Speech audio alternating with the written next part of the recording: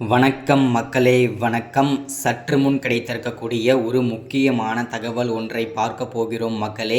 சற்று முன் திமுகவில் இருக்கக்கூடிய முக்கியமான அமைச்சர் வாழ்நாள் முழுவதுமே சிறையில் அடைப்பு. ஸ்டாலின் பேரதிர்ச்சியில் உறைந்து போயிருக்கிறார். யார் அந்த திமுகவின் முக்கியமான மூத்த அமைச்சர்? இதனால் ஸ்டாலினே பேரதிர்ச்சி அடைந்திருக்கிறார்.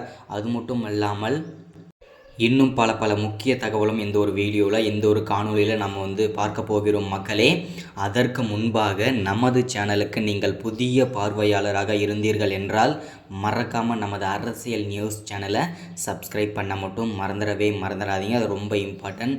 சப்ஸ்கிரைப் பண்ண உடனேயே பக்கத்திலே ஒரு பெல் பட்டன் வரும். அதை கிளிக் பண்ணி ஆல்ன்ற ஆப்ஷனில் போட்டு வச்சுக்கோங்க.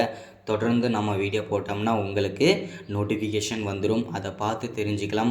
இன்றைக்கி என்ன அரசியல் நியூஸ், இன்றைக்கி என்ன அரசியல் அப்டேட்ன்றதாகவும் தெளிவாகவும் துல்லியமாகவும் தெரிஞ்சுக்கலாம். மறக்காமல் நம்ம அந்த வீடியோவுக்கு லைக் பண்ணுங்கள், மறக்காமல் ஷேர் பண்ணுங்கள். ஓகே, வாங்க வீடியோக்குள்ளே போகலாம். சற்று முன்பு கிடைத்திருக்கக்கூடிய ஒரு முக்கியமான பரபரப்பான அதிர்ச்சிகரமான ஒரு சோகமான தகவல்னு கூட சொல்லலாம். திமுகவின் ஆட்சியை பொறுத்த வரைக்கும் ஏன் அப்படி சொல்கிறேன் அப்படின்னு பார்த்தீங்கன்னா, கடந்த 2-3 மாதங்களாகவே திமுகவில் இருக்கக்கூடிய முக்கிய அமைச்சர்கள், மூத்த அமைச்சர்கள் எல்லாருமே அமலாக்கத்துறையிடம் சிக்கி சின்ன பின்னமாக ஆகிட்டு வந்துட்டுருக்கிறது பார்த்தீங்கன்னாக்கா ஆல்மோஸ்ட் எல்லாருக்குமே தமிழ்நாட்டில் தெரிஞ்ச விஷயம் தான் இல்லையா?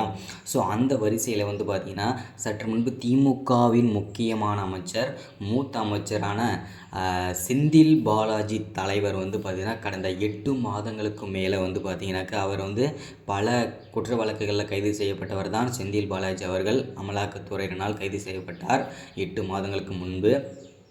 அவர் 14 முறை ஜாமீன் மனு தாக்கல் செஞ்சும் அதை ஏற்றுக்கொள்ள முடியாமல் அதை தள்ளுபடி செய்து விட்டார் நீதிபதி ஆனந்த் வெங்கடேஷ் அவர்கள். இப்போது 15வது முறையாக மனு தாக்கல் செஞ்சிருந்தார் செந்தில் பாலாஜி அவர்கள். அதையும் அவர் தள்ளுபடி செய்துவிட்டார். மீண்டும் அதிரடியாக ஒரு தீர்ப்பு கொடுத்திருக்கிறார் செந்தில் பாலாஜிக்கு நீதிபதி ஆனந்த் வெங்கடேஷ் அவர்கள். என்ன அப்படின்னு பார்த்தீங்கன்னாக்கா, வாழ்நாள் முழுவதுமே செந்தில் பாலாஜி அவர்களை சிறையில் அடையுங்கள் என்று அதிரடியாக தீர்ப்பளித்து விட்டார். அது மட்டும் இல்லாமல் அவருடைய தம்பி அசோக்குமாரை பார்த்தீங்கன்னாக்கா, செந்தில் பாலாஜியுடைய தம்பி அசோக்குமார் சரணடைந்தால் இவருக்கு வாய்ப்பு இருக்கிறது அப்படின்ற மாதிரி பேசப்பட்டு வந்தது, செய்திகளும் பரவி வந்தது மக்களே. இப்போது அதற்கும் வாய்ப்புகள் கிடையாது. செந்தில் பாலாஜி தலைவர் வாழ்நாள் முழுவதுமே சிறையில் அடைப்பதற்கான வாய்ப்புகளும் அதிகமாகவே இருக்கிறது. மீண்டும் அடுத்தடுத்த தகவலில் என்னென்ன நடக்க போகுது, என்னென்ன அப்டேட்லாம் கொடுக்குறாங்கன்றதை தொடர்ந்து நம்ம சேனல் போட்டுகிட்டே இருப்போம். தொடர்ந்து வாட்ச் பண்ணுங்கள். அது மட்டும் இல்லாமல் இந்த தகவலை கேட்ட முதல்வர் ஸ்டாலின் பேரதிர்ச்சியில் உறைந்து போயிருக்கிறார். ஒவ்வொரு அமைச்சர்களாக போயிட்டுருக்காங்க. தொடர்ந்து பார்க்கலாம். தேங்க்யூ.